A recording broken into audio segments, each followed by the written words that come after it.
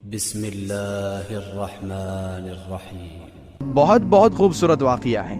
صحیح مسلم کی روایت ہے، حدیث نمبر 3012، حضرت جابر بن عبداللہ رضی اللہ تعالیٰ عنہ فرماتے ہیں کہ ایک مرتبہ کا واقعہ ہے کہ ہم نبی کریم صلی اللہ علیہ وسلم کے ساتھ ایک سفر پر جا رہے تھے اور اللہ کے رسول کو قضائے حاجت کے لیے جانا تھا۔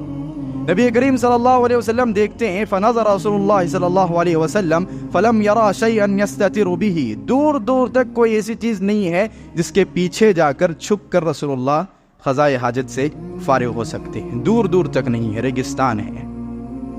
صحابی رسول صلی اللہ علیہ وسلم فرماتے ہیں فَإِذَا شَجْرَتَانِ بِشَاطِئِ الْوَادِ، اس وادی کے اس کنارے پر ایک چھوٹا سا درخت ہے، اس وادی کے اس کنارے پر ایک چھوٹا سا درخت ہے۔ رسول اللہ صلی اللہ علیہ وسلم اس درخت کے پاس پہلے جاتے ہیں اور اس درخت کے فَأَخَذَ بِغُصْنٍ مِّنْ أَغْصَانِهَا، اس کی ڈالیوں میں سے ایک ڈالی توڑ لیتے ہیں۔ فَقَالَ انقادی عَلَيَّ بِإِذْنِ اللَّهِ، اللہ اکبر، ڈالی توڑ لیتے ہیں، توڑ کر اسے زمین پر رکھتے ہیں، کہتے ہیں انقادی عَلَيَّ بِإِذْنِ اللَّهِ، اللہ کے حکم سے میرے پیچھے پیچھے آؤ صلی اللہ علیہ وسلم۔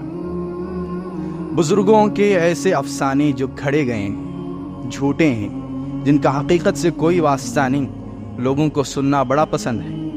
ہم آپ کو کائنات کے سب سے بڑے پیر کی داستان سناتے ہیں، کائنات کے سب سے بڑے پیر کے واقعات مستند صحیح روایت سے بتاتے ہیں۔ یہ ایسے واقعات ہیں کہ ایسے واقعات جھوٹے بھی نہیں بنائے جا سکتے کسی ولی کے بارے میں۔ نبی کریم صلی اللہ علیہ وسلم نے کہا انقادی علیہ بإذن اللہ، اے ڈالی میرے پیچھے پیچھے آ جا اللہ کے حکم سے۔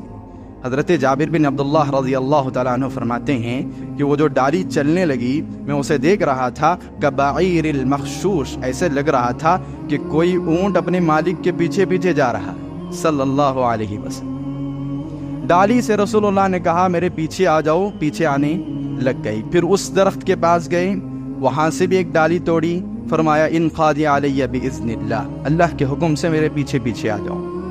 پھر ایک دور جگہ رسول اللہ چلے گئے اور وہاں جا کر دونوں ڈالیوں سے نبی کریم صلی اللہ علیہ وسلم نے ارشاد فرمایا کہ فَالْتَمَتَا عَلَيَّ بِإِذْنِ اللَّهِ فَالْتَمَتَا، اللہ کے رسول نے فرمایا اللہ کے حکم سے آپس میں جڑ جاؤ اور میرے لیے آسرا بناؤ۔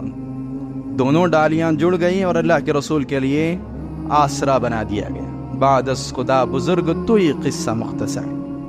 نبی کریم صلی اللہ علیہ وسلم کا حکم ہوا کہ دونوں ڈالیاں آپس میں جڑ گئی۔ یہاں ایک سیکنڈ کے لیے آپ رکیے اور سوچئے کہ ایک حکم رسول اللہ نے ہمیں بھی دیا تھا جڑنے کا، ایک حکم رسول اللہ نے ہمیں بھی دیا تھا کہ جب نماز کے لیے آ کر کھڑے ہونا تو آپس میں جڑ جانا، جب اسلام قبول کرنا تو مسلمانوں کے آپس میں دل جڑ جانے چاہیے۔ اور ہم دیکھتے ہیں آج تک نہ صفیں درست ہوئی ہیں نہ دل درست ہوئے ہیں۔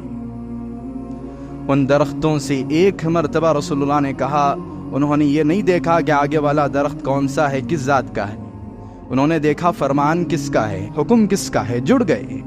اور ہم سے بھی جو ہم بڑے وعدے کرتے ہیں نبی کریم صلی اللہ علیہ وسلم کے امتی ہونے کے، ہم سے بھی کہا گیا تھا کہ جڑ کر کھڑے ہونا۔ جڑ پائی ہیں ہماری صفیں؟ نہیں جڑتی۔ آج بھی ہماری صفوں کے بیچ میں کینے کھڑے ہوتے ہیں، آج بھی ہماری صفوں کے بیچ میں بغض کھڑا ہوتا ہے، نفرتیں کھڑی ہوتی ہیں۔ انسان بازو والے سے لگنا نہیں چاہتا، ملنا نہیں چاہتا، معاف نہیں کرنا چاہتا۔ رسول اللہ نے ہم سے کہا 1400 سال گزر گئے اب تک جڑے نہیں، اور وہ درخت کم سے کم ہم ان سے سیکھ لیتے کہ اطاعت کیسے ہوتی ہے۔